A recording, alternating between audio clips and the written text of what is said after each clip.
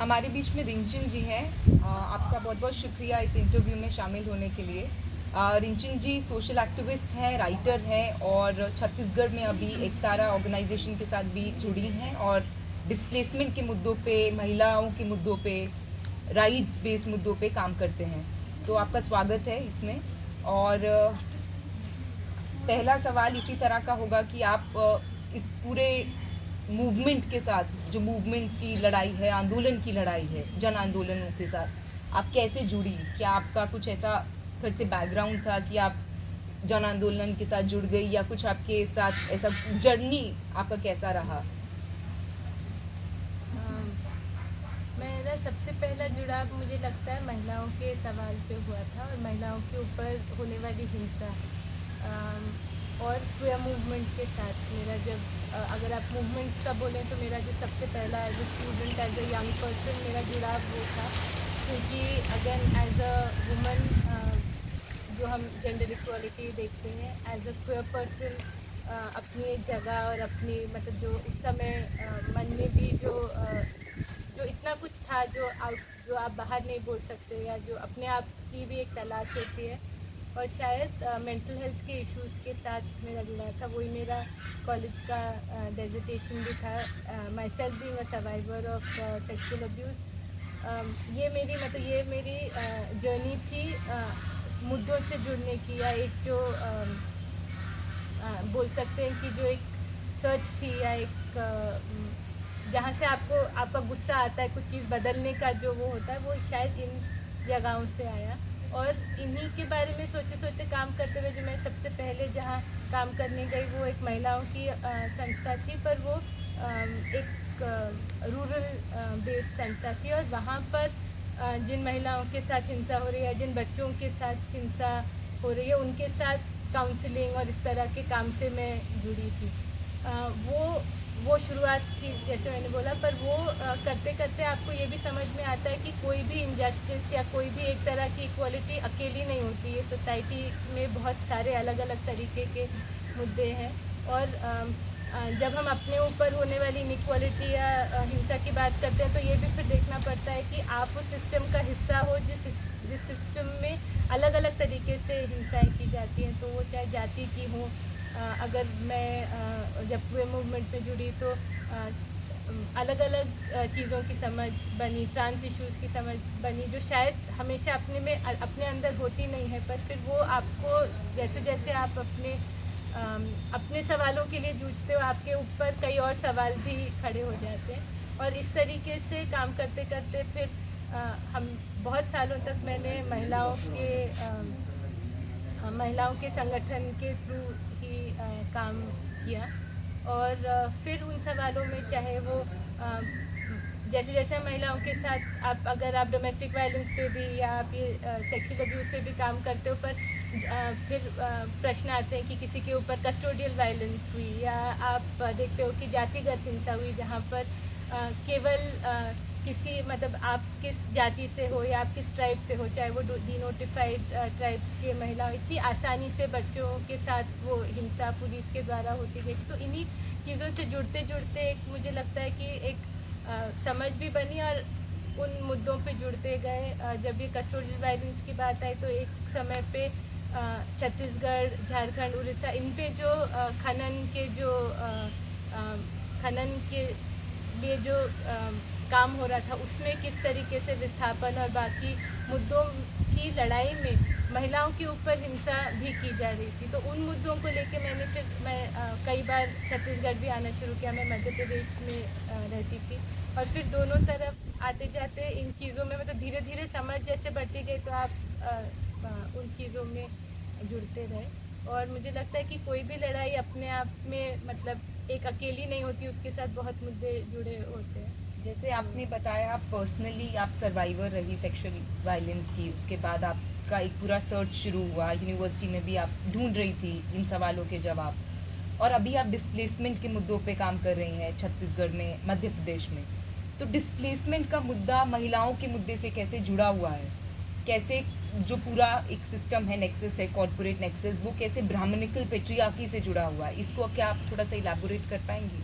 अगर आप देखें तो मतलब अब कल जो बातें हो रही थी कि हम देखते हैं दो चीज़ें इसमें, एक तो महिलाओं की खुद की जगह और वो अपनी सोसाइटीज़ के अंदर भी कितनी जगह उनको मिलती है, और ये जो ब्राह्मणिकल पेट्रियार्की है इसका फ़ायदा हर सिस्टम कैसे उठाता है। तो चाहे अगर वेजेस में इनइक्वालिटी हो कि आप देखते हैं कि अभी भी जबकि हम बोलते हैं कि मिनिमम वेजेस सबके लिए सेम है, पर आप सब जगह देखोगे तो कुछ काम के लिए, गुड़ाई के काम के लिए कुछ पैसा मिलेगा, किसी काम के लिए ज़्यादा मिलेगा, और जिस काम में महिलाएं ज़्यादा जुड़ी होती हैं उन कामों को हमेशा कम वेतन मिलता है। इस तरह की आपको इनइक्वालिटी दिखेगी। ज़मीनों के ऊपर किस तरीके से महिलाओं का हक है, नहीं है, वो सारी चीज़ें हैं। काम में जब महिलाएं जाती हैं तो उनके साथ किस तरह की छेड़छाड़ होती है, किस तरह का अब्यूज़ होता है। विस्थापन की लड़ाई में या किसी भी लड़ाई में जब महिलाएं बाहर निकलती हैं तो कैसे सेक्सुअल वायलेंस को एक हथियार बना के उनको चुप करने का तरीका होता है, चाहे वो छोटी छेड़छाड़ हो, चाहे वो आपके कपड़े तरीक़ों को लेके कमेंट्स हो, आप हर तरीके से आप उनको किसी तरीके से, मतलब एक सेक्सुअल अब्यूज़ वायलेंस एक ऐसी चीज़ है कि आप हमेशा इजीली इस्तेमाल कर सकते हो महिलाओं के ख़िलाफ़। और वो मतलब कहीं कहीं तो जैसे कल किसी ने बोला भी था कि जब एकदम एलीट सोसाइटी के लोगों को अभी हिम्मत हुई है उसके बारे में बोलने के लिए मीटू में, तो आप सोचो कि बाकी जगहों में कितना किसी को कितना बोल पाते होंगे और अभी भी कितना रैम्पेंट होगा। तो वो अगर आप देखें तो वो विस्थापन के मुद्दे से सारी चीज़ें जुड़ती हैं। विस्थापन के मुद्दे में भी अगर आप देखें तो महिलाएं सबसे आगे हैं। आप रोड ब्लॉक्स देखेंगे, आप चक्का जाम देखेंगे, आप रैलीज देखेंगे तो महिलाएं बड़ी संख्या में होंगी, पर लीडरशिप में कितनी? जब वहाँ पर भी फिर जब लीडरशिप तय करती है, जब वहाँ पर फिर गांव तय करता है कि क्या करना है, उसमें महिलाओं की कितनी भागीदारी हो पाती है, वो भी अपने आप में एक सोचने की बात है। तो ये सारी चीज़ें जुड़ती हैं।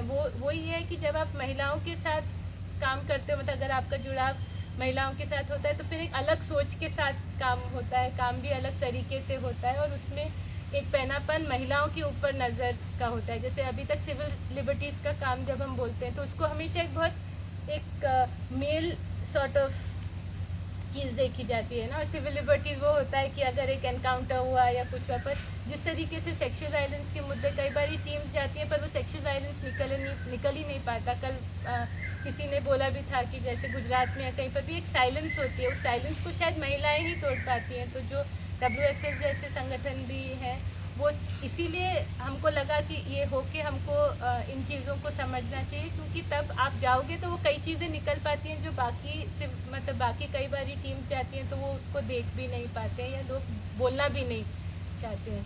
तो इन लड़ाइयों में अभी आपने कल तो सुना ही कि बस्तर में किस तरीके से लगातार जो सेक्सुअल वायलेंस होता है। अभी एक भीमे का केस जो बताया गया था कि वो अगर उसके कनेक्शंस थे भी, if she was a so called naxalite, तो भी उसको क्यों उठा के उसके साथ सेक्सुअल वायलेंस करके उसको मारा गया। एक प्रोसीजर है ना, आप किसी को उठाओगे, आप जेल भेजोगे, आप उसके ऊपर ट्रायल करोगे।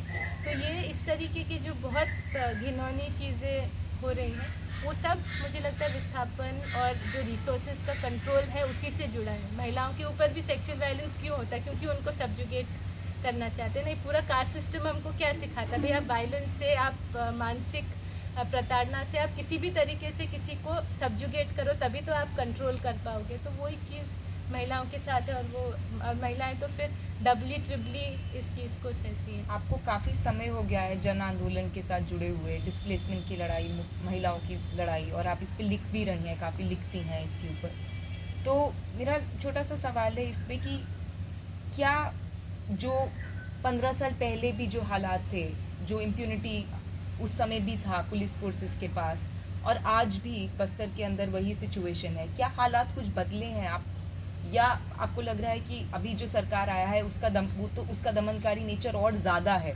मुझे लगता है इम्प्यूनिटी तो सोसाइटी, सरकार दोनों चीज़ें देती हैं। आपने चाहे हाथरस में देखा, चाहे यहाँ देख रहे हैं, चाहे हम लोग अलग अलग समुदायों के साथ, डी नोटिफाइड समुदायों के साथ जिस तरीके से लगातार हिंसा होती है, और वो अपने आप से मतलब वो रोज़ होती है, और उसमें से एक आध केस को अगर कोई उठाए और वो बड़ा बन जाए तब वो बड़ा बन जाता है, नहीं तो वो चुपचाप चला जाता है।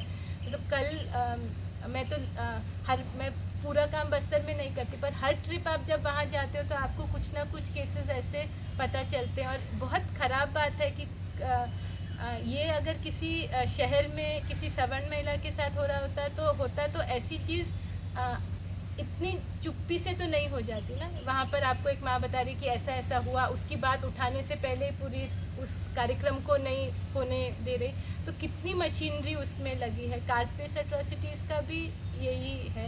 हम अगर देखें तो जैसे मुझे लगता है कि बहुत सारी चीज़ें जो नहीं आती क्वेयर विमेन या ट्रांस विमेन के साथ तो जिस तरह की हिंसा होती है वो होती है।